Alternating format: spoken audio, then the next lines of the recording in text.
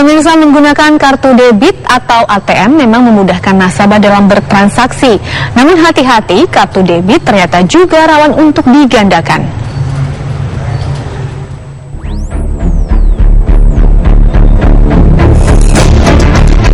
Hati-hati bagi Anda pemegang kartu anjungan tunai mandiri atau ATM. Jangan sampai Anda menjadi korban penggandaan ATM yang bisa menguras tabungan Anda. Baru-baru ini polisi membekuk kawanan pembobol ATM dengan modus penggandaan kartu ATM. Pelaku melancarkan modusnya dengan cara melakukan registrasi di website yang menjual kartu dan PIN ATM. Untuk mendapatkan kartu dan PIN ini, pelaku membayar uang sekitar 300 hingga 700 dolar Amerika Serikat ke rekening Bitcoin pemilik website. Pelaku kemudian memilih data-data nasabah bank yang ada di Indonesia. Pelaku bisa mendapatkan ATM dari berbagai bank ternama di Indonesia. Setelah transaksi selesai, pengelola website mengirimkan kartu ATM berikut nomor PIN melalui kantor pos. Dengan berbekal kartu ATM serta PIN yang ia dapatkan, pelaku dapat leluasa mengambil uang yang bukan miliknya melalui mesin ATM yang ada. Tim Triwan mengabarkan. Benarkah kartu ATM yang kita miliki rentan untuk dibobol pencuri? Lalu apa saja modus yang digunakan pelaku dalam menjalankan aksinya? Untuk membahas hal itu kita akan berbincang dengan Direskrimum Polda Metro Jaya, ada Kombes Pol Krisnamurti. Sudah bergabung bersama kami. Selamat malam, Pak Krisnamurti. Selamat malam. Bukannya di sini bisa.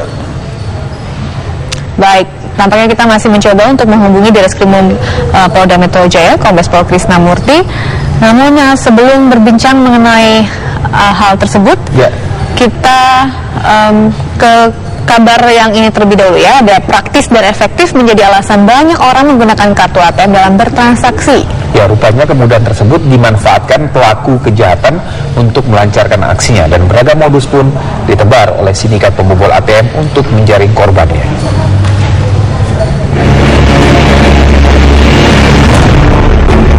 Daftar panjang kasus pembobolan ATM marak terjadi di kota-kota besar di tanah air. Dalam aksinya, para pelaku kerap memilih lokasi anjungan tunai mandiri yang jauh dari pusat keramaian dan minim penjagaan. Modus yang kerap dilancarkan pelaku pun beragam. Salah satunya diketahui menggunakan mesin skimmer atau alat pembaca data dan kartu ATM palsu kosong.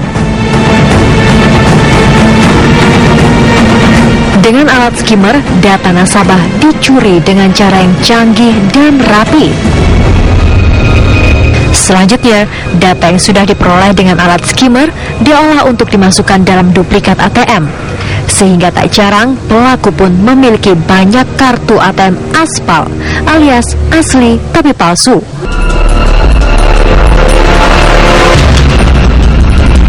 Selain mesin skimmer, nasabah juga harus mewaspadai modus mengganjal mulut mesin ATM dengan menggunakan korek api atau tusuk gigi yang dapat menyebabkan kartu ATM nasabah tertelan.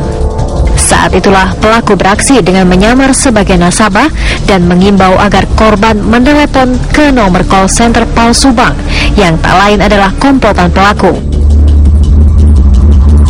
Aksi para sindikat pembobol ATM biasanya baru terbongkar setelah kepolisian menerima laporan dari bank yang nasabahnya dirugikan dengan adanya dugaan pembobolan uang di ATM. Selain warga Indonesia, kasus pembobolan ATM juga kerap melibatkan warga negara asing sebagai pelakunya. Para penjahat ini seolah tak habis akal melancarkan aksinya. Dan semestinya ini menjadi catatan penting karena tak hanya pihak perbankan yang dirugikan, tapi juga masyarakat yang menjadi nasabah atau konsumen yang sudah seharusnya terlindungi.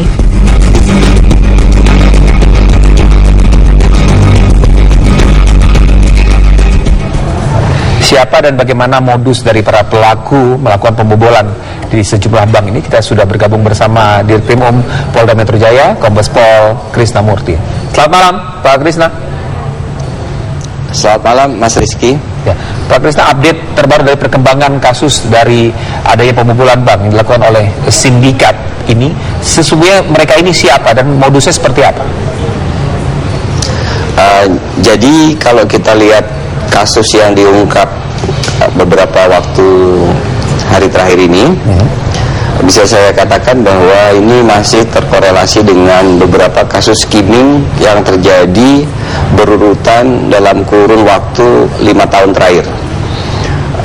Pada kurun waktu 2010 itu terjadi kasus skimming terbesar di Indonesia, di mana beberapa nasabah perbankan ketika mereka melakukan transaksi di Bali, sejumlah kurang lebih 80.000 nasabah yang melakukan transaksi di ATM di Bali itu terskim datanya, terrecord oleh para pelaku, dan kemudian data skimming tersebut, baik data nomor dan data PIN, dikirimkan oleh para pelaku dengan menggunakan akses informasi internet, diolah dan selanjutnya dikembalikan dalam bentuk kartu dan PIN-nya yang bisa digunakan oleh para pelaku di Indonesia maupun di beberapa negara lain. Jadi kartu-kartu tersebut yang telah di-skim kemudian digunakan sesuai dengan di mana para nasabah itu berada. Misalnya kalau yang terskim warga negara Australia, nah itu dijual ke Australia. Kalau yang pelaku yang terskim warga negara Indonesia dijual di Indonesia. Jadi pada saat itu, pada satu hari saja ada ratusan nasabah yang tertarik dananya hingga total mencapai sekitar 18 miliar. Nah, kasus yang berkembang yang kami tangani di Polda Metro Jaya sekarang adalah dengan modus yang sama tapi berbeda cara, di mana kami menduga data nasabah tidak lagi di-skim dengan menggunakan ATM, karena sekarang pihak perbankan dan para vendor ATM sudah memperbaiki agar data nasabah tidak tercuri dengan menggunakan skim.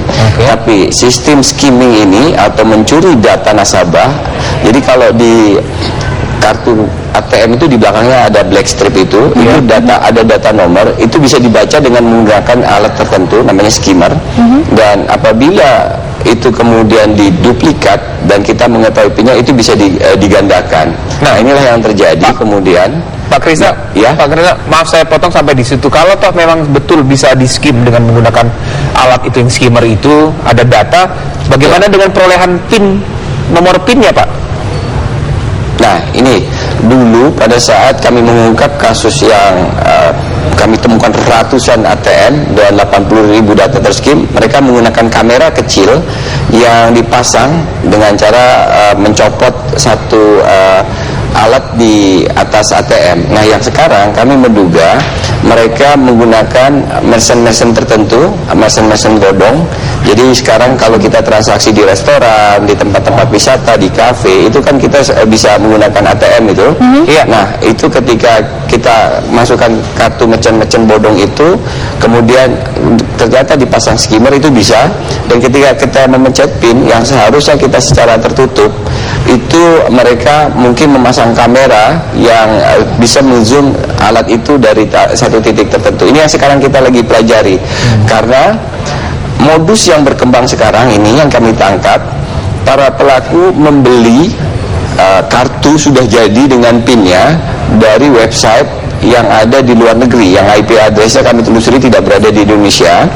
Dari website tersebut mereka bertransaksi menjual satu kartu dengan harga $700, dan kami menduga ini skimmer-skimmernya, pelaku skimmernya adalah warga negara asing, tapi mereka tidak bisa melakukan transaksi di Indonesia, maka dia menjual per kartu gelondongan $700, dan total 40 kartu yang dibeli oleh para pelaku ini yang baru kita ungkap itu. Pak Krisna, apakah diketahui juga, Pak, selain memang tadi diberikan kartu dan juga nomor PIN, apakah juga diketahui isi saldo dari kartu itu yang mereka jual?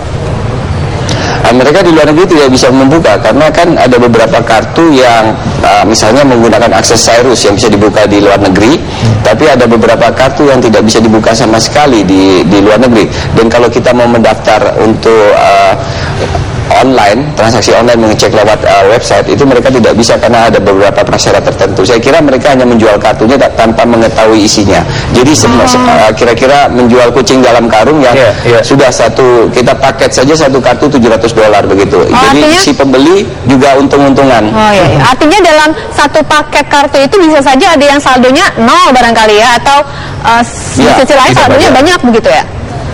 Ya, jadi nanti modusnya adalah ketika mereka bertransaksi, satu hari ada satu kartu yang bisa ditarik tunai misalnya 10 juta, tapi mereka tidak akunnya berjumlah kurang lebih 100 juta, tapi mereka harus habiskan satu hari. Jadi caranya 10 juta ditarik cash, sisanya 20 juta ditransfer ke akun lain yang jumlahnya kecil. Yang akun lain yang jumlahnya kecil, sehingga ada orang yang nanti merasa tiba-tiba, loh kok akun saya bertambah uang, dan nanti dalam waktu beberapa menit kemudian si akun yang berjumlah kecil yang bertambah itu ditarik lagi, karena mereka menyebar ke akun-akun lain sesuai dengan jumlah akun yang mencukupi atau tidak. Jadi sebenarnya ini mereka membeli kartu dengan gambling kira-kira ada akunnya atau tidak. Ini pelaku yang kami tangkap. Begitu. Pak Krisna, ini jaringan yang beraksi seperti ini yang diketahui ini mereka masih berada di luarkah, atau yang berada sekarang ini sudah cukup sampai di sini, Pak Krisna? Tidak seperti itu. Ini jaringannya complicated. Jadi mereka lintas negara. 2010 ketika kami masih di penyidik sebagai penyidik perbankan di Barreskrim, kami mengungkap jaringan ini hingga ke Eropa Timur, Bulgaria, Australia, Singapura, Malaysia, Indonesia. Di Indonesia pemainnya berkeliaran di antara Surabaya, Bali, Jakarta. Nah, sama kasus seperti ini untuk eksekutor skimmer kira-kira di Indonesia, tapi mereka tidak punya alat untuk membaca data. Mereka kirim data itu ke luar negeri dengan bayaran-bayaran tertentu di luar negeri, diolah kemudian jadi kartu, kemudian kembali lagi dijual lagi dengan sistem terputus. Jadi ini seperti paket-paket sel seperti itu. Oke. Pak Krisna, artinya Pak Krisna yang ditangkap sekarang ini adalah pelaku yang hanya membeli, bukan yang berhubungan dengan pihak yang luar, membuat duplikasi itu dengan pihak luar, yang memberikan data-data. Ini fakta-fakta yang sedang kami gali, karena salah satu pelaku adalah residivis. Bisa saja pengakuan dan keterangan yang kita dapatkan berbeda. Mereka, saya boleh sampaikan di sini adalah dalam memberikan keterangan masih berputar-putar kalau tidak mengakui, bulat saja seperti itu. Tapi itu tidak masalah, karena kami yakin mereka membuang keterangannya seolah-olah mereka membeli, tapi bisa jadi mereka juga para pemain skimmer juga begitu. Pemain yang melakukan skimmer, karena yang fakta-fakta kami dapatkan ketika ini tertangkap, kami buka file-file lama, ada satu nama yang terkorelasi dengan pelaku-pelaku lama, bahkan satu pelaku adalah residivis. Jadi kami menduga salah satu alasan membeli bisa jadi, tapi bisa jadi mereka juga para skimmer yang kemudian berhubungan dengan para analyzer, para orang yang mampu menggandakan kartu di luar negeri. Nah, ini sementara yang kami dapatkan, pelaku-pelaku yang bisa mengolah data itu masih berkeliaran di luar, dan ini orang-orang yang sangat canggih. Sedangkan orang-orang Indonesia lebih kepada para penyikim dengan menggunakan alat-alatnya. Dia hanya dapat hasil skimming, kemudian direkap dalam bentuk database, kemudian di email, nanti balik dalam bentuk data baru, data nomornya. Nah, di Indonesia dia sudah punya alatnya untuk memasukkan kartu itu dengan memasukkan datanya, dan selanjutnya diberi pinnya. Jadi untuk memasukkan data dengan nomor-nomor ATM-nya itu, yang di black strip itu, di Indonesia sudah bisa.